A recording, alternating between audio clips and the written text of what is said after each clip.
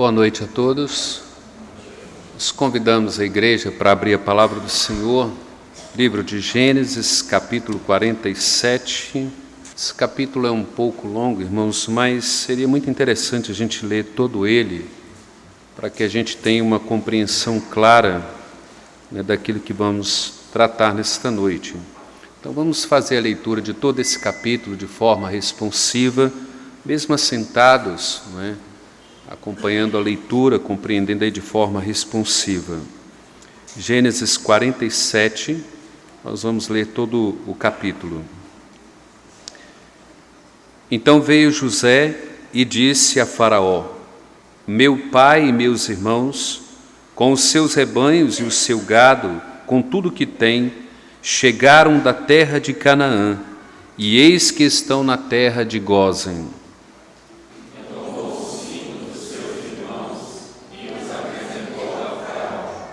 Então perguntou o Faraó aos irmãos de José: qual é o vosso trabalho? Eles responderam: os teus servos somos pastores de rebanho, tanto nós como nossos pais. Disseram mais a Faraó: viemos para habitar nesta terra, porque não há pasto para o rebanho dos teus servos, pois a fome é severa na terra de Canaã. Agora, pois, te rogamos, permitas habitem os teus servos na terra de Gósen. Então disse Faraó a José: teu pai e teus irmãos vieram a ti. A terra do Egito está perante ti. No melhor da terra, faz habitar teu pai e teus irmãos. Habitem na terra de Gósen. Se sabes haver entre eles homens capazes, põe-os por chefes do gado que lhe pertence. Trouxe José a Jacó, seu pai, e o apresentou a Faraó, e Jacó abençoou a Faraó. Perguntou Faraó a Jacó: quantos são os dias dos anos da tua vida? Jacó lhe respondeu: os dias dos anos das minhas peregrinações são 130 anos.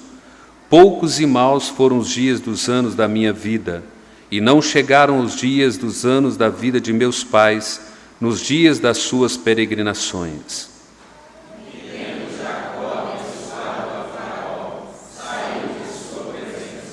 Então José estabeleceu a seu pai e a seus irmãos e lhes deu possessão na terra do Egito, no melhor da terra, na terra de Ramassés, como Faraó ordenara.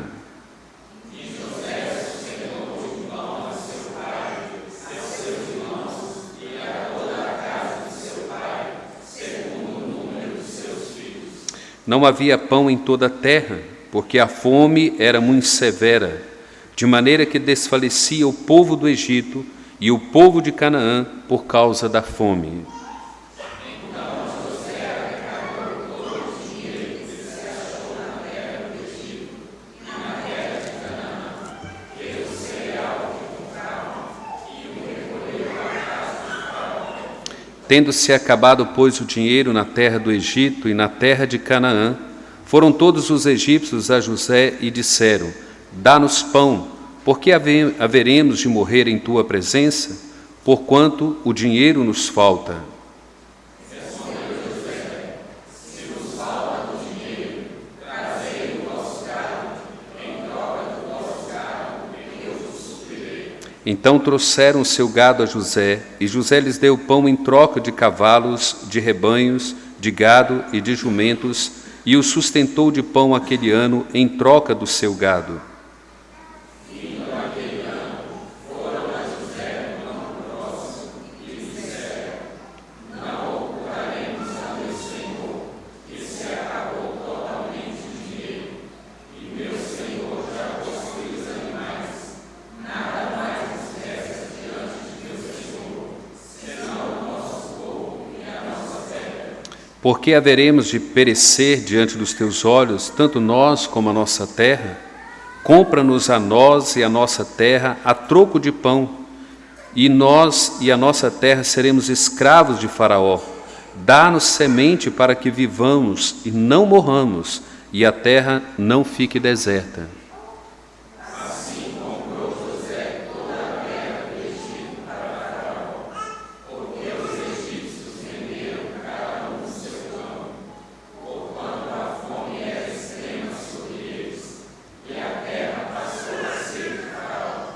Quanto ao povo, ele o escravizou de uma outra extremidade da terra do Egito.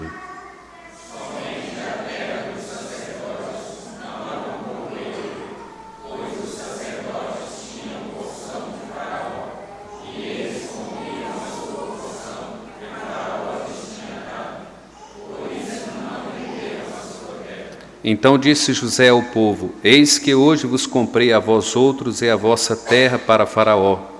Aí tendes semente, semeai a terra.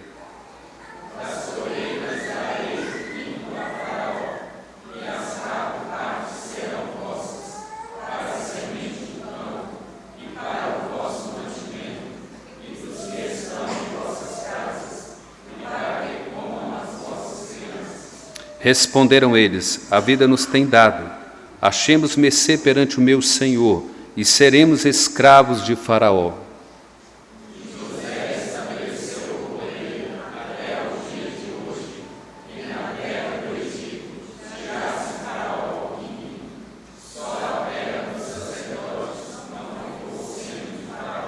Assim habitou Israel na terra do Egito, na terra de Gósen. Nela tomaram possessão, e foram fecundos, e muitos se multiplicaram.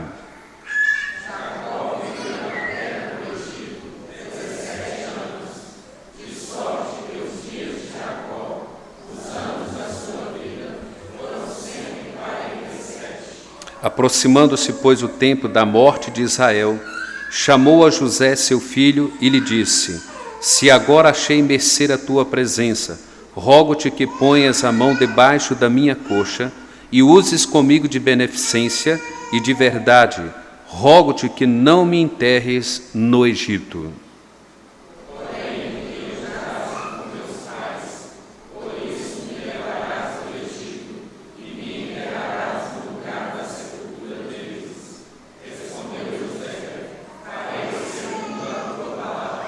Então lhe disse Jacó: Jura-me, e ele jurou-lhe, e Israel se inclinou sobre a cabeceira da cama. Vamos orar mais uma vez ao Senhor.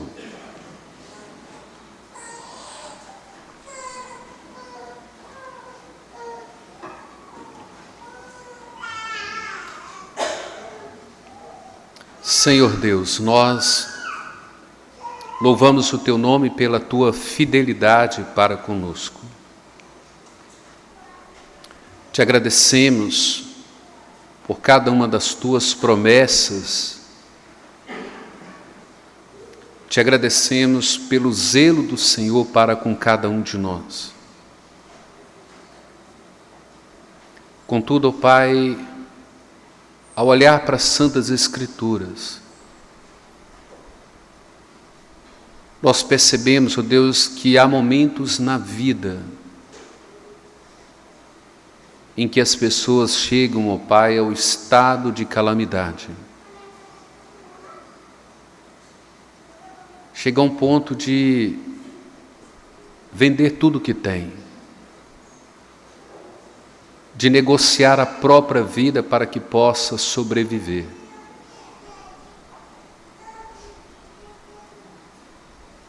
Como que nós precisamos compreender o Teu propósito sobre a terra, Deus? Como que nós precisamos dar a Ti toda a primazia da nossa vida?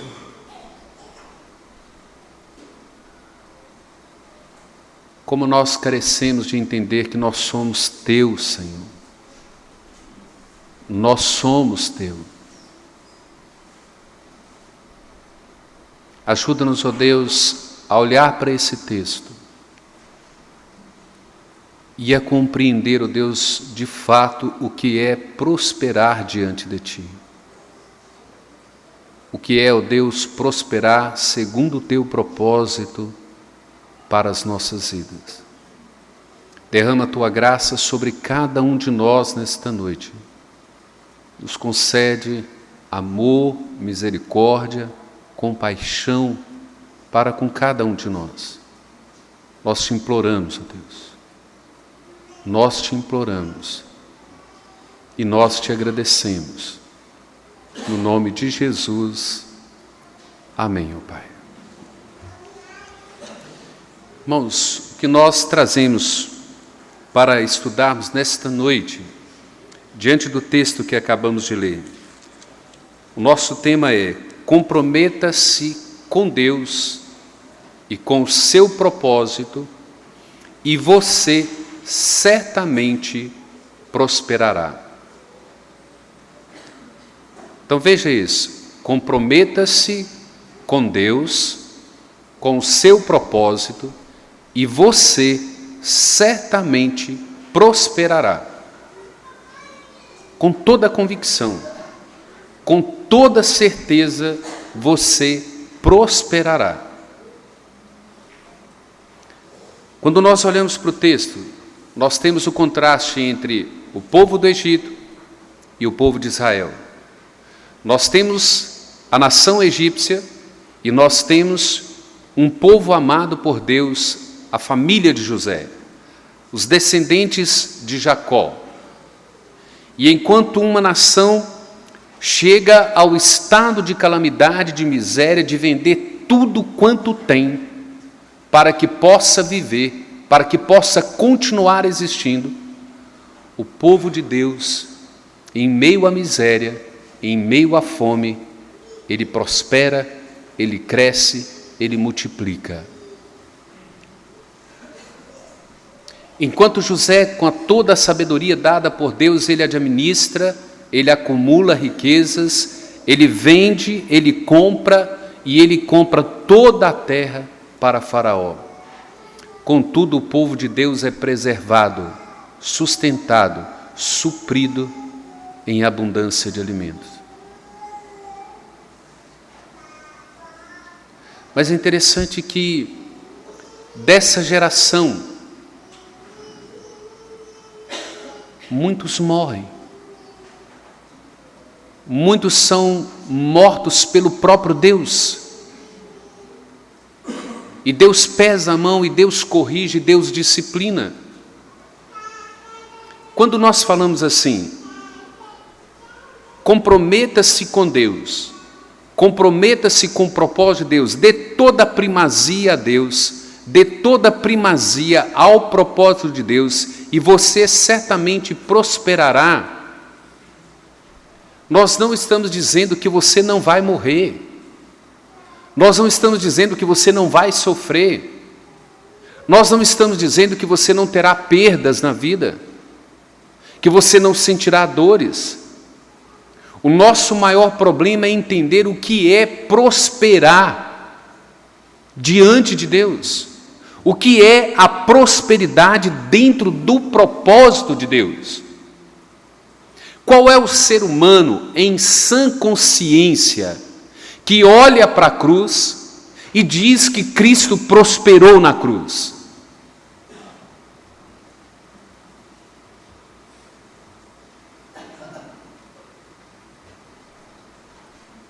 Mas Isaías diz que Jesus prosperou na cruz. E Deus daria a ele o fruto do penoso trabalho de sua alma.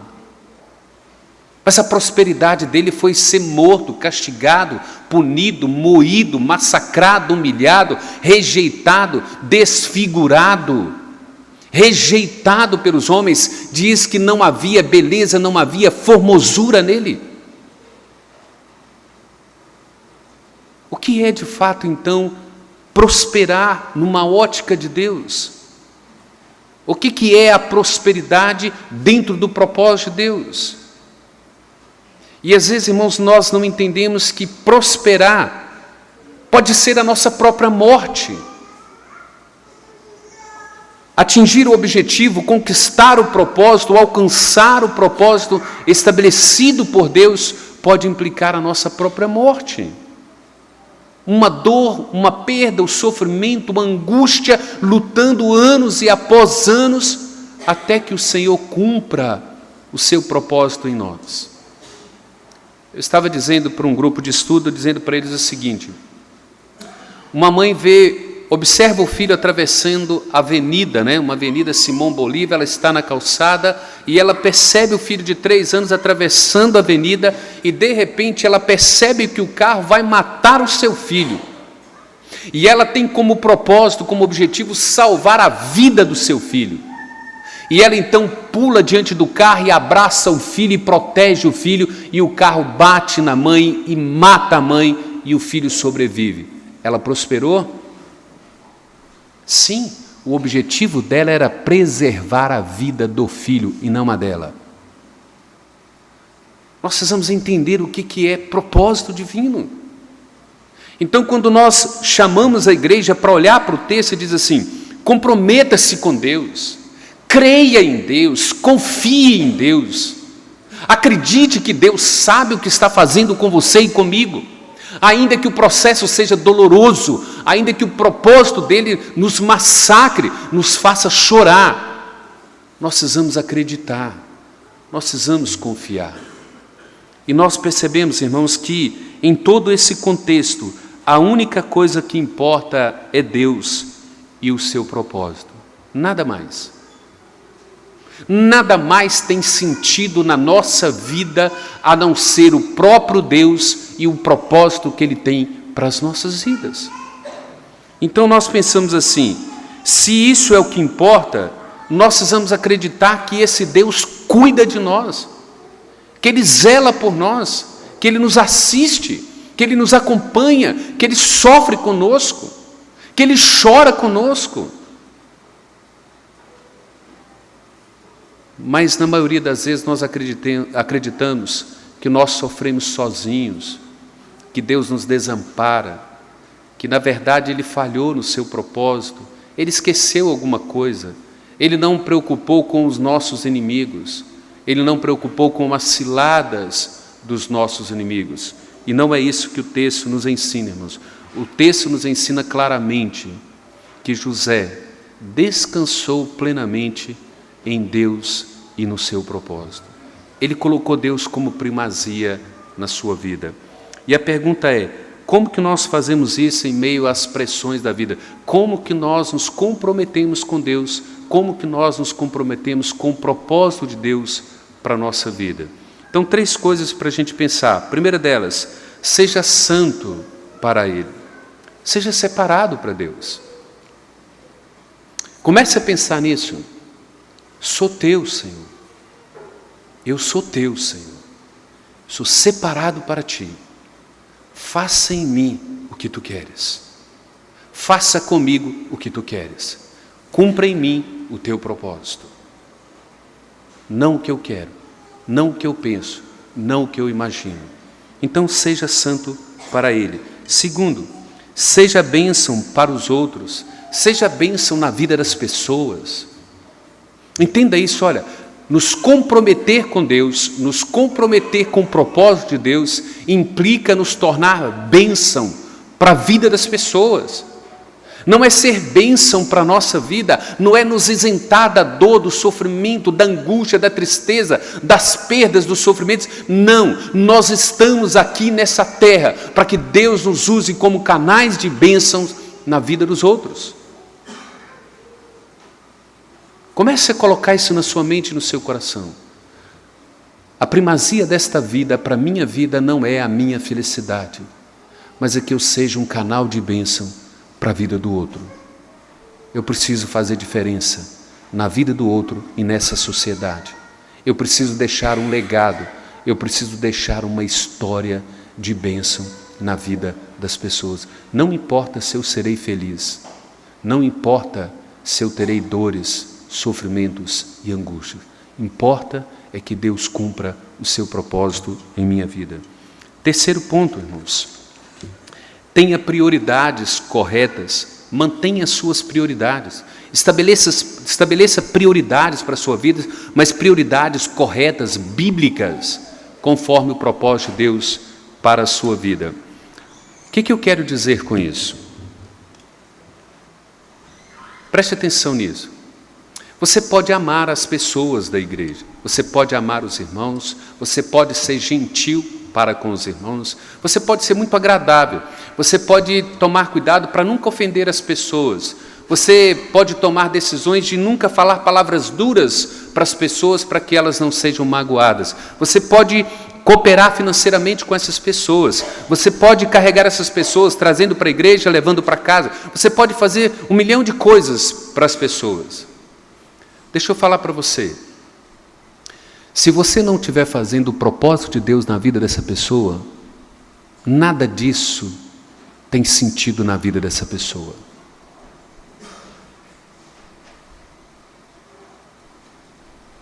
Você precisa entender qual é o propósito de Deus na sua vida, para a vida das pessoas. Às vezes, quando você está amando, é hora de falar duro com essas pessoas. Às vezes é hora de exortar e nós não queremos criar conflito, nós queremos manter a nossa popularidade, nós queremos ser agradáveis, nós nos relacionamos com todo mundo de uma forma maravilhosa e ninguém tem nada a nos reclamar, ou reclamar de nós. Mas você tem deixado de ser bênção na vida das pessoas. Nós precisamos tomar cuidado com isso. Então vamos para o primeiro ponto. Seja santo para Ele. Por que José desejava manter o seu povo ali, a família, do seu pai e seus irmãos, na terra de Gósen? Por que havia essa separação, essa distinção? Olha, vocês vão ficar aqui. E os egípcios não gostam nada dessa turma que mexe com o pastorear, que mexe com o gado. Fique aqui nessa terra, não misture. Se você observar, a primeira proposta de Faraó para José diz assim: se houver um dentre os seus irmãos que seja habilidoso, que seja inteligente, traga para nós, traga para o nosso time, traga ele para cá, porque ele vai ser aí, quem sabe um governador, quem sabe um presidente de um setor do nosso governo. José diz assim: não, são todos pastores, e eles vão ficar lá na terra de Gósen. E eles vão ficar lá. Por que José está fazendo isso? Ele estava desejando manter esse povo separado da cultura egípcia. Ele estava mantendo esse seu povo distinto desse povo, dessa cultura, dessa sociedade egípcia, porque ele sabia que aquilo ali era mal, que aquilo ali não contribuía, que aquilo não levava ao cumprimento do propósito de Deus para a vida de Israel. O povo deveria ser distinto, separado dessa nação egípcia. Eles não poderiam misturar com eles, eles não poderiam se conformar com eles, eles não poderiam tomar a forma desse povo. E José, orientado por Deus, de fato vai instruindo o povo para que não se corrompa, para que seja uma nação completamente distinta da nação egípcia. Totalmente separado, não se misture. E essa era então a preocupação com José, ou que José tinha para com seu povo. Observem isso. Hoje, uma das maiores necessidades que nós temos, irmãos, é essa distinção, é essa separação do crente com o mundo. Existe uma diferença muito grande entre estamos no mundo, mas não somos do mundo. Hoje é interessante, a gente olha para a igreja e olha para os crentes,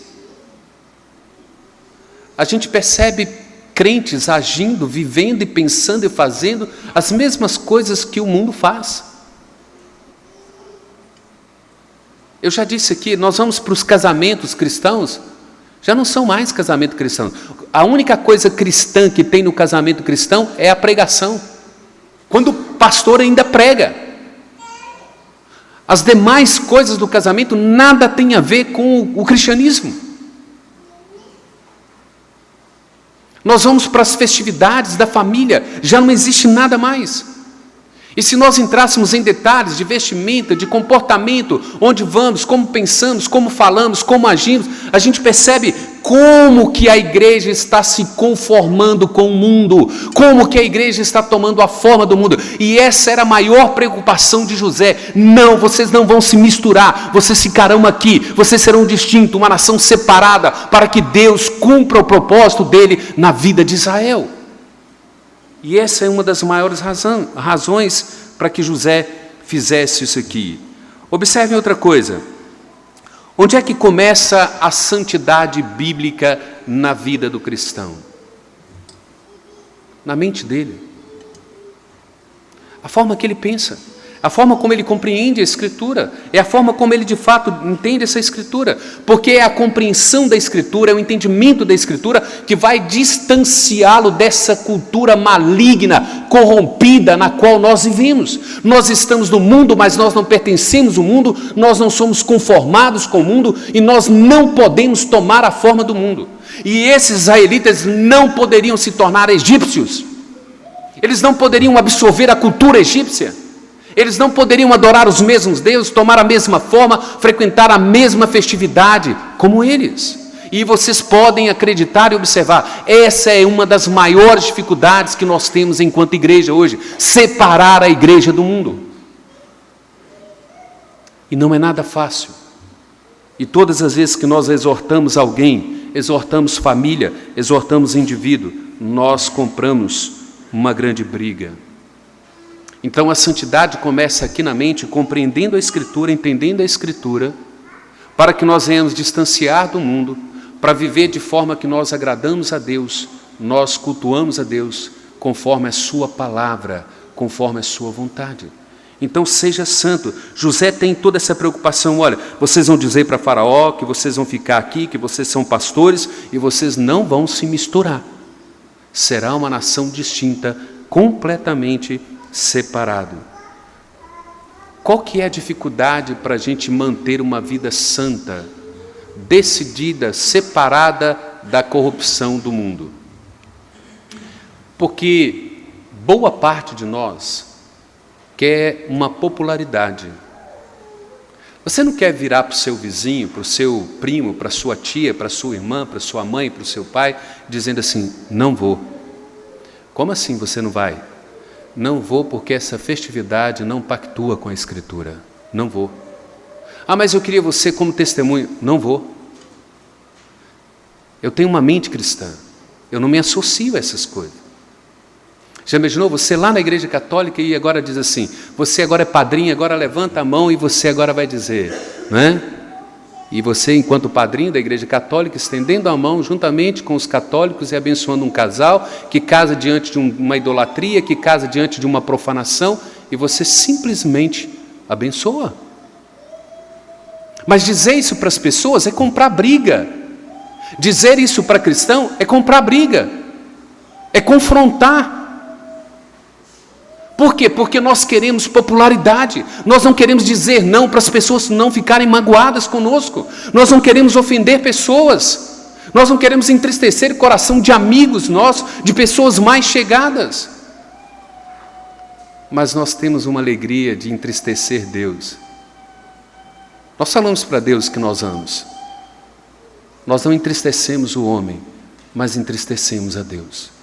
E José faz aqui uma distinção muito clara, olha, se você vai seguir o Senhor, você precisa estar ciente, você não terá popularidade, você vai ser taxado, você vai ser criticado, você vai ser chamado de muitas coisas. Se você decidir seguir a Deus, não é pactuar com Deus, de fato se comprometer com Deus, com o propósito de Deus, com a Escritura, com uma mentalidade santa, né? Se curvando diante da Escritura, se sujeitando à Escritura, dizendo não na hora necessária, você não será uma pessoa popular, você não será uma pessoa que agrada a todos. E você pagará caro por isso. Mas observem, o que fez José diferente em toda essa história? O que fez de José um homem contemplado pela pupila de Faraó? Porque José era diferente. Olhe para toda a história de José.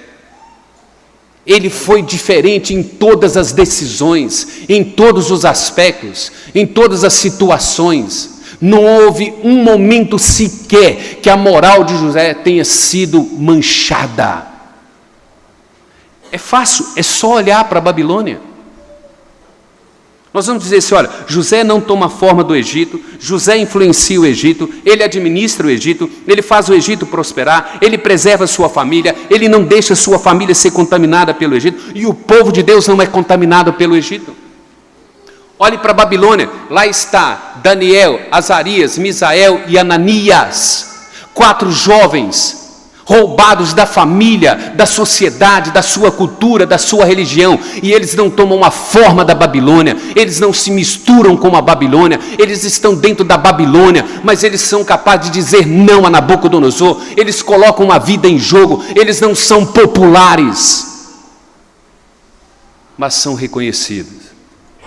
E qualquer um que disser ou maldisser qualquer coisa contra o Deus de Daniel, Ananias, Misael e Azarias morre. É isso que está faltando na igreja. É esse sal que falta à igreja. Nós precisamos ser santos, separados para Deus. E quando nós gastarmos tempo consistente na Escritura, para entender a Escritura, não há quadrilha, não há nada que o mundo nos ofereça e nos proponha. Nada, absolutamente nada. Mas nós desejamos ser populares. É ruim, né? Ser rotulado, é ruim ser manchado, criticado, chamado de qualquer outra coisa. Mas José foi o diferencial em todo o Egito. Um único homem foi diferencial em toda uma nação, porque ele decidiu se separar para Deus, viver conforme a vontade de Deus, conforme o propósito de Deus, para a glória de Deus. Um único homem.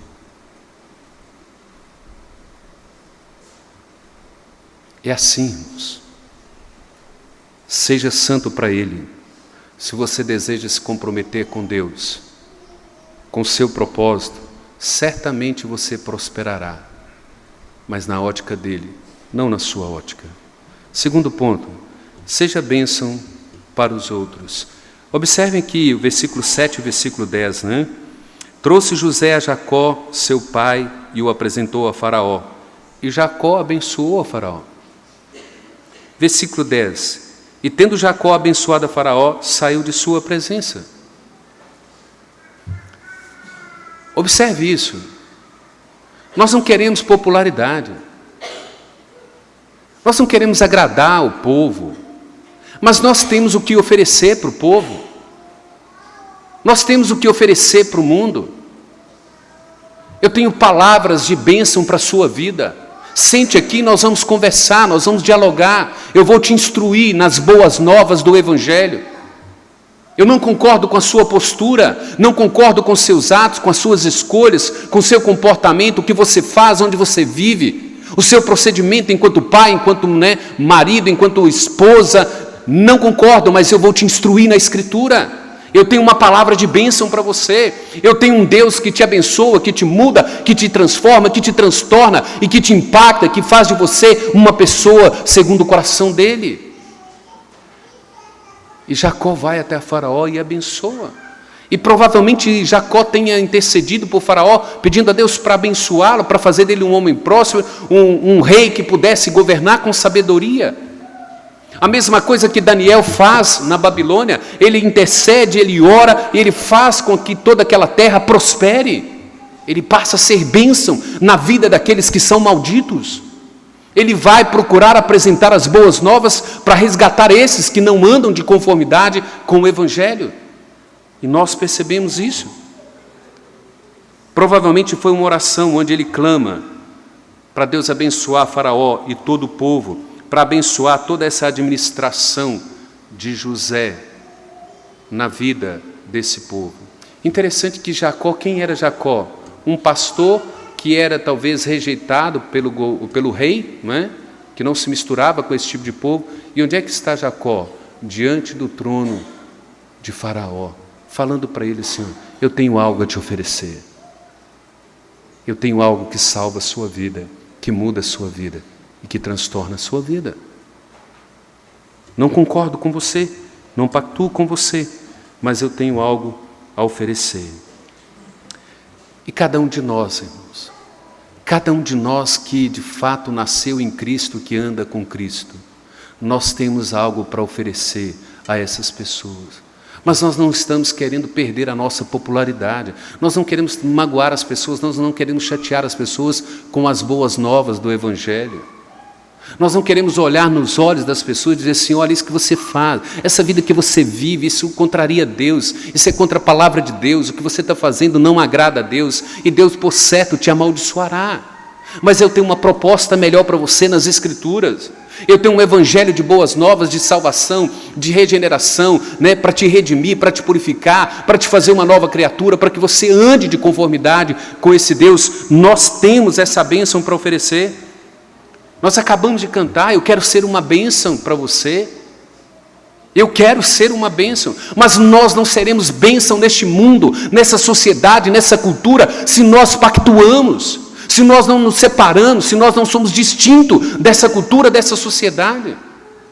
Nós não vamos ser bênção na vida das pessoas, nós não faremos diferença nenhuma, nós não vamos influenciar. Esses homens que eu citei da Babilônia, eles não pactuaram, eles fizeram diferença, eles não concordaram, eles não procuraram popularidade, eles nem sequer queriam, nesse Nabucodonosor ou dos demais, gostariam da postura deles. Eles decidiram morrer, porque eles estavam comprometidos com Deus e com o propósito de Deus. E eles se tornaram bênção na vida dessas pessoas. Nós podemos oferecer isso, irmãos. A bênção de Deus para cada um de nós. Nós podemos oferecer isso àquelas pessoas que nos rodeiam. Jacó vai até Faraó e ora por Faraó e intercede por esse povo e clama esse povo. Observe isso. Só seremos bênção na vida das pessoas quando Deus de fato se tornar a primazia da nossa vida. Se Deus não for a primazia da sua vida, se o propósito de Deus não for a primazia da sua vida, você nunca será bênção na vida das pessoas. E é isso que Deus espera de mim, e é isso que Deus espera de você.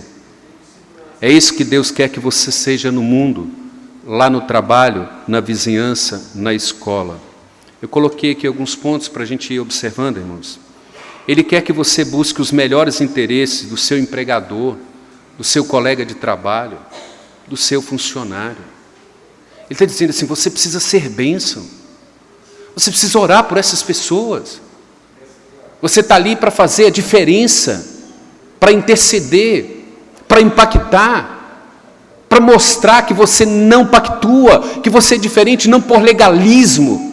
Eu não estou aqui defendendo legalismo, eu não estou aqui defendendo um farisaísmo, eu estou pedindo a você que simplesmente viva a Escritura, viva o propósito de Deus, se comprometa com Deus, se comprometa com a sua palavra, não negocie a palavra, não negocie a sua postura, a sua ética cristã, seja fiel, não procure popularidade,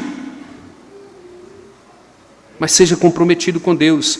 Mas esse comprometimento com Deus e com o seu propósito implica que você será uma bênção lá no mundo, você será uma bênção no trabalho, você será uma bênção para a sua vizinhança, na escola, para o seu professor, para o seu aluno. Você vai ser bênção para o seu patrão, para o seu funcionário. Você vai fazer toda a diferença. Você precisa entender que Deus quer fazer de você um canal de bênção. E é isso que Ele faz com José. E é isso que Ele faz com Jacó, um canal de bênção para todos que estavam ao redor deles. Irmãos, provavelmente, José não tinha popularidade no Egito. Porque se você perguntar assim, quem defendeu José no Egito? Quem lutou pela causa de José no Egito? Quem foi o advogado de defesa dele? Quem comprou a briga dele? Quem comprou a briga de Ananias, Azarias e Misael? Quem? Quem comprou a briga de Daniel quando ele foi jogado na cova dos leões? Não tinha popularidade, mas eram bênção. Terceiro e último ponto. Tenha prioridades corretas. E aqui, irmãos, talvez isso nos pegue de ciladas. Quais são as nossas prioridades? O que nós almejamos nesta vida? Qual é o nosso propósito de vida? o que é prioridade para nós? Nós temos tantos sonhos, nós temos tantas vontades, nós almejamos tanta coisa na vida. Mas o que é prioridade para nós? O que é ter uma prioridade correta? Vejam bem, os últimos 17 anos de Jacó no Egito foi uma bênção. Ele viu seus filhos restaurados, ele viu José, havia fartura, eles se multiplicaram, eles cresceram.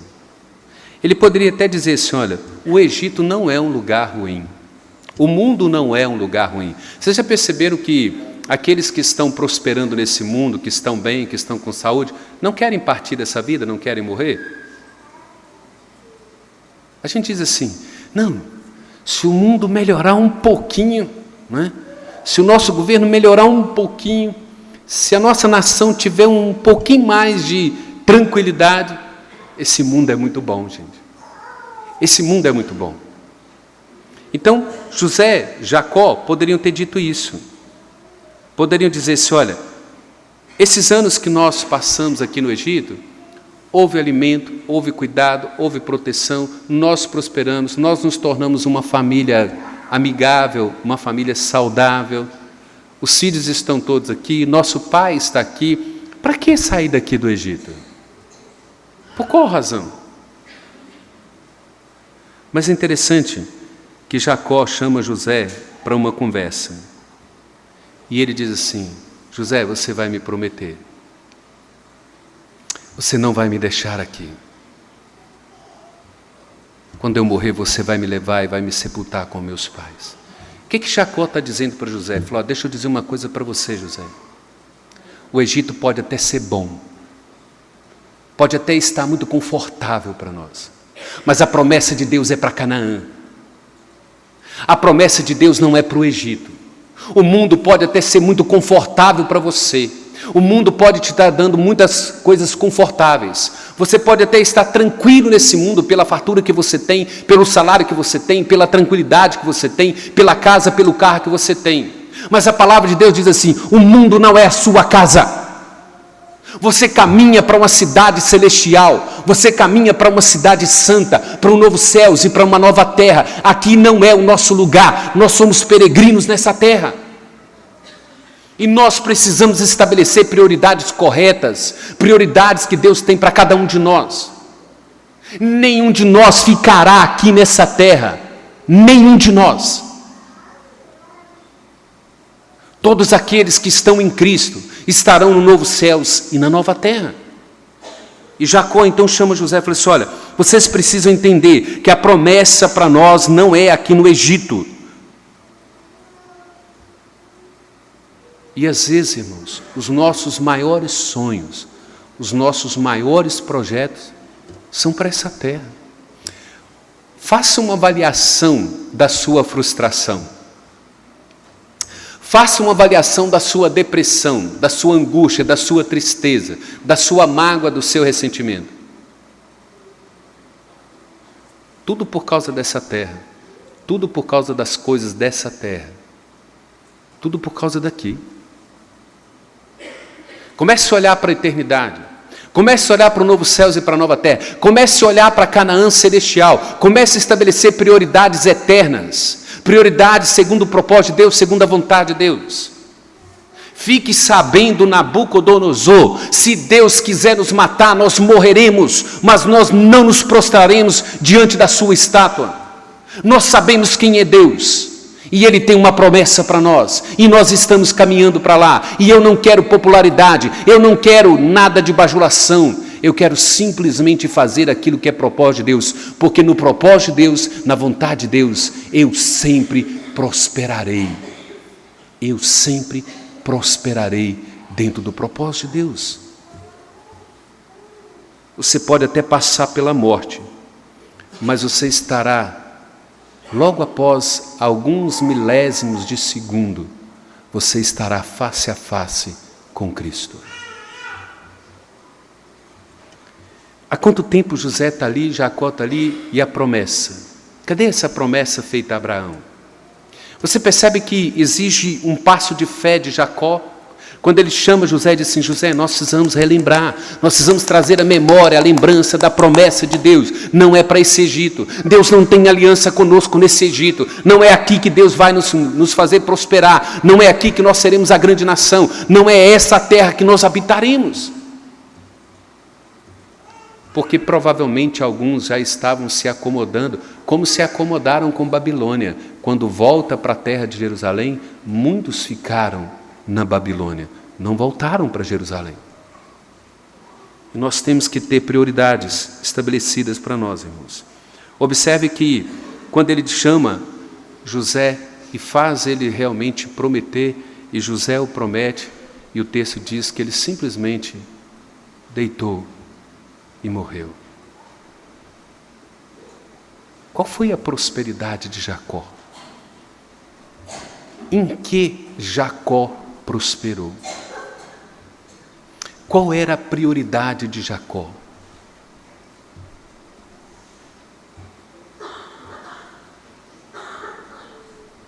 Nada mais, nada menos do que conduzir a sua família para a promessa de Deus, de fazer o seu povo lembrar da promessa que Deus havia estabelecido.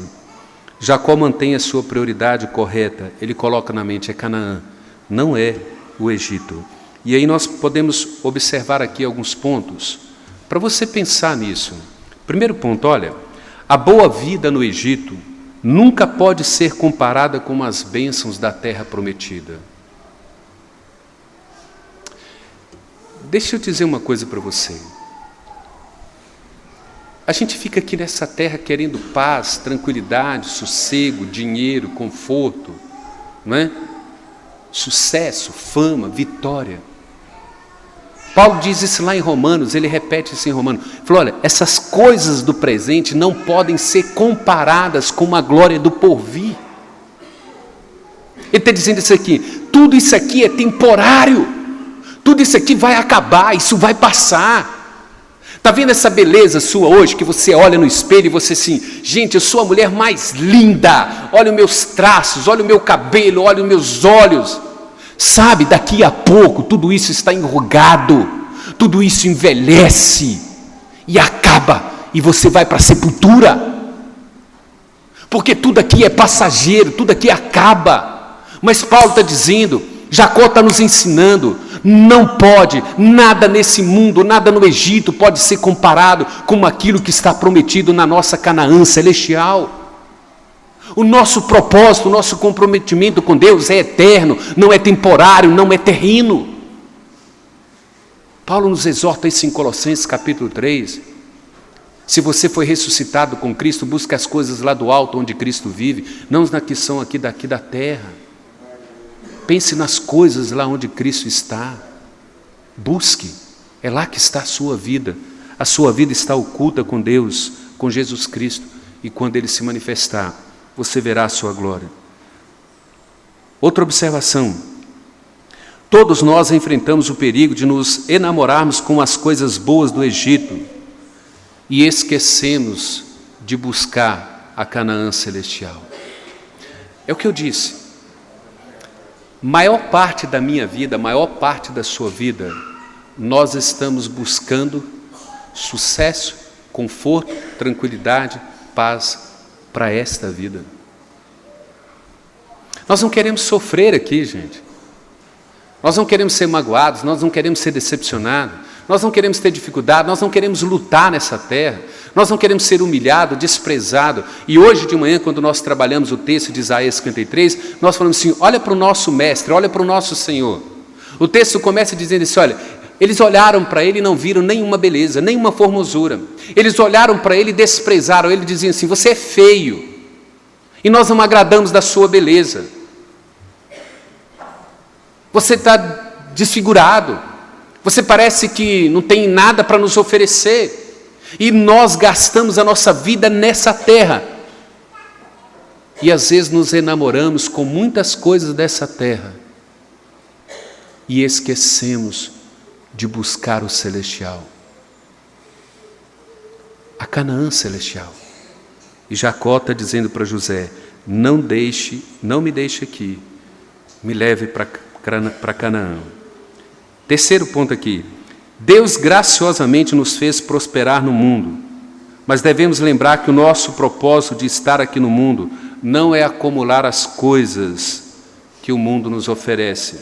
A nossa proposta maior aqui nesse mundo, para tudo que Deus nos concede, é oferecer as boas novas para as pessoas, de todas as tribos, povos e raças. Muitos irão te adorar, e eu quero ser o propagador desse evangelho para essas pessoas. A razão pela qual Deus te abençoa não é para você ser feliz, não é para você simplesmente ser uma pessoa bem-sucedida, é para que você se torne bênção na vida das outras pessoas. Estamos aqui para promover o propósito de Deus, para comunicar as boas novas a toda tribo, língua, povos e nações. É aquilo que eu disse no início, irmãos. Você pode ter casa, carro, empresa, você pode ser rico, você pode ser milionário, você pode ser sábio, culto, diplomas e outros diplomas, doutores, isso é tudo na vida. Mas se você não cumprir o propósito de Deus, você foi um inútil na terra.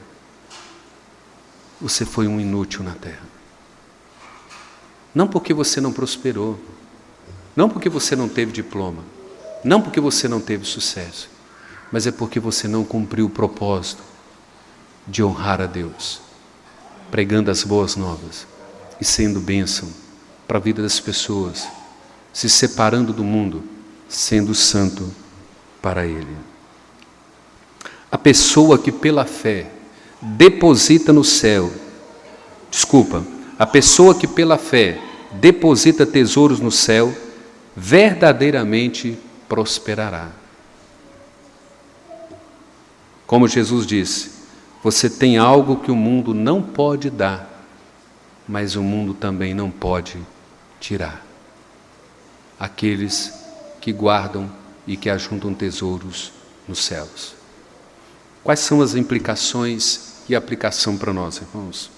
Primeira implicação: nós estamos no mundo, mas nós não somos do mundo. Coloque na sua mente: estou sendo separado santo para Deus. Eu estou separado para Deus. Eu estou no mundo, mas eu não sou do mundo. Eu não pertenço ao mundo. Segundo, sempre temos algo a oferecer para as pessoas. Ou nós somos bênção na vida das pessoas, ou nós somos maldição na vida das pessoas. Nunca seremos isentos. Ou você é bênção na vida das pessoas, ou você se torna uma maldição na vida das pessoas. Terceiro, a proposta do mundo, a proposta do Egito é boa, mas é passageira e no final leva ao inferno. Tenha prioridades corretas. A proposta celestial é incomparável e ela é eterna. Quais são então as aplicações para você e para mim? Primeira implicação ou aplicação: estamos no mundo para ser bênção, não para sermos felizes, não para sermos prósperos. Nós estamos no mundo para ser bênção para as pessoas. Segunda aplicação: estamos no mundo para propagar as boas novas do Evangelho. Você não tem outro alvo maior na vida do que anunciar Cristo, do que propagar Cristo para as pessoas. Terceiro, estamos no mundo para influenciar, para administrar e não nos conformar com o mundo, não tomar a forma do mundo. Nós estamos no mundo para influenciar o mundo, fazer diferença para o mundo, impactar o mundo, transtornar o mundo, não termos popularidade.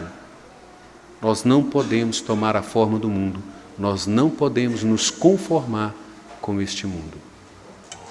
Vamos curvar as nossas cabeças e vamos orar. Deus amado, nós reconhecemos, ó Pai, a nossa fraqueza, reconhecemos, ó Deus, a nossa fragilidade e rogamos ao Senhor, ó Pai, que nos habilite, que esteja capacitando cada um de nós, ó Pai, a nos comprometer com o Senhor, com o Teu propósito, de modo, Deus, que possamos professar esse cântico com muita clareza.